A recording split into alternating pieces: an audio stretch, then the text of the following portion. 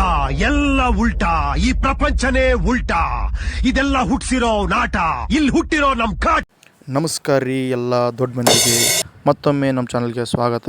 ಹಂಗೆ ಬಡ ಸಬ್ಸ್ಕ್ರೈಬ್ ಬಟನ್ನ ಒತ್ತಿ ಬಾಜುಕರ ಗಂಟೆ ಹೊಡೀರಿ. ನಮ್ಮ ಕರ್ನಾಟಕ ಪೊಲೀಸ್ ಇಲಾಖೆಯ 402 PSI ಹುದ್ದೆಗಳ ಪರೀಕ್ಷೆ, 545 PSI ಹುದ್ದೆಗಳ ಹಗರಣ ಮತ್ತು ಮುಂದೆ ಬರೋಂಥ 600 PSIಗಳ ನೇಮಕಾತಿ ಬಗ್ಗೆ ನಮ್ಮ ಗೃಹ ಸಚಿವರು ಒಂದು ಸುದ್ದಿಗೋಷ್ಠಿ ಅದ್ರ ಒಂದು ಸಣ್ಣ ಕ್ಲಿಪ್ ತೋರಿಸ್ತೀನಿ. ಸ್ಟೇಷನ್ನಲ್ಲಿ ಆಮೇಲೆ ಇನ್ಸ್ಪೆಕ್ಟ್ರು DYSP ಆದರೆ ಗ್ರೌಂಡಲ್ಲಿ ಕೆಲಸ ಮಾಡುವಂಥ ಸಬ್ ಇನ್ಸ್ಪೆಕ್ಟರ್ಗಳೇ ಇಲ್ಲ ಅಂದರೆ ನಾವು ಹೇಗೆ ಡಿಪಾರ್ಟ್ಮೆಂಟನ್ನು ನಡೆಸಬೇಕಾಗ್ತದೆ. ಅದರಿಂದ ಅದಕ್ಕೆ ನಾವು ಪ್ರಾಮುಖ್ಯತೆ ಕೊಟ್ಟಿದ್ದೇವೆ. 4-5 ವರ್ಷದಿಂದ ಆಗದೆ ಇರೋದನ್ನು ಈಗ ಮಾಡದೇ ಹೋದರೆ ನಮಗೆ ಅಲ್ಲಿ ಕೆಲಸ ಮಾಡೋರು ಯಾರು? ಹಾಗಾಗಿ ಕೂಡ ನಾವು ರೂಲ್ 32 ಇನ್ವೋಕ್ ಮಾಡಿ 400-500 ಜನಕ್ಕೆ ಪ್ರಮೋಷನ್ಸ್ ಕೊಟ್ಟು ಸಬ್ ಇನ್ಸ್ಪೆಕ್ಟರ್ಗಳು ಅಂತೇಳಿ ಮಾಡಿದ್ದೀವಿ. ಅವರ ಅನುಭವದ ಮೇಲೆ ಮಾಡಿದ್ದೀವಿ.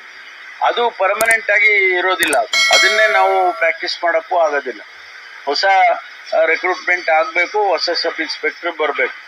ಆಮೇಲೆ ಈಗ ನಾವು ರೆಕ್ರೂಟ್ಮೆಂಟ್ ಮಾಡಿದ್ವಿ ಅಂತ ಇಟ್ಕೊಳ್ಳಿ, ಕಂಪ್ಲೀಟ್ ಮಾಡಿ ಅವ್ರಿಗೆ ಆದೇಶ ಕೊಟ್ಟು ಸಿಂಧುತ್ವ ಅದೆಲ್ಲ ವೆರಿಫಿಕೇಶನ್ ಮಾಡಿ ಆದೇಶ ಕೊಟ್ಟರೆ ಅವರನ್ನು ಟ್ರೈನಿಂಗ್ ಕಳಿಸ್ಬೇಕು. ಟ್ರೈನಿಂಗ್ ಕಳಿಸಿದ್ರೆ 10 ತಿಂಗಳು ಟ್ರೈನಿಂಗಲ್ಲಿ ಇರ್ತಾರೆ. ಅವ್ರು ನಮಗೆ ಸಿಗೋದಿಲ್ಲ. ಸೆಲೆಕ್ಷನ್ ಆದ ತಕ್ಷಣ ಏನು ನಮ್ಗೆ ರಿಪೋರ್ಟ್ ಆಗಲ್ಲ. ಟ್ರೈನಿಂಗು 10 ತಿಂಗಳು ಅಂದರೆ ಅವ್ರು ಬರೋ ಅಷ್ಟೊತ್ತಿಗೆ 1 ವರ್ಷ ಆಗುತ್ತೆ. ಒಂದ ಮೇಲೆ ನಾವು ಅವರಿಗೆ ಮತ್ತೆ ತಿರ್ಗಾ ಪ್ರೊಬೇಷನರ್ ಅಂತ ಹಾಕ್ತೀವಿ. ಪ್ರೊಬೇಷನ್ ಡಿಕ್ಲೇರ್ ಆಗಬೇಕಾದ್ರೆ 2 ವರ್ಷ ಆಗುತ್ತೆ. ಸರ್ಕಾರದಲ್ಲಿ KCSR ರೂಲ್ ಪ್ರಕಾರ 2 ವರ್ಷ ಪ್ರೊಬೇಷನರ್ ಆಗಿರಬೇಕು ಅಂತ ಯಾವುದೇ ಹುದ್ದೆಗೆ, ಸರ್ಕಾರಿ ಹುದ್ದೆಗೆ. ಅದಾಯಿತು ಅಂದರೆ 3 ವರ್ಷ ಆಯಿತು. ಹಾಗಾಗಿ ಈ ಒಂದು ನಮ್ಮ ಈ ಕಷ್ಟದ ಪರಿಸ್ಥಿತಿಯಲ್ಲಿ ನಾವು ಆದಷ್ಟು ಬೇಗ ಮಾಡಬೇಕು ಅಂತ ಹೇಳಿ ನಾವು ಮಾಡಿ. ಈಗ ಇನ್ನೂ 600 ಬರುತ್ತೆ.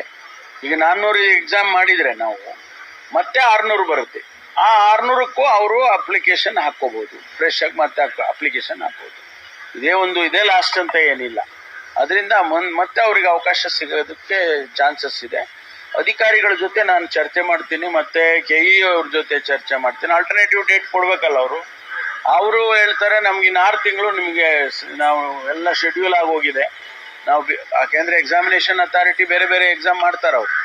ಅದಕ್ಕೆ ನಮ್ಗೆ 6 ತಿಂಗಳು ಸಮಯ ಕೊಡೋಕ್ಕಾಗೋದಿಲ್ಲ ಅಂತ ಅವ್ರು ಹೇಳ್ತಾರೆ. ಈಗ ನಮಗೆ ಈ ಕಷ್ಟ ಇದೆ. ಅದರಿಂದ ಅದನ್ನು ನೋಡೋಣ, ವಯಾ ಮೀಡಿಯಾ ಏನು ಮಾಡೋಕ್ಕಾಗ್ತದೆ. ಆದರೆ ಅದನ್ನು ಭಾಳ ಸಂತೋಷ.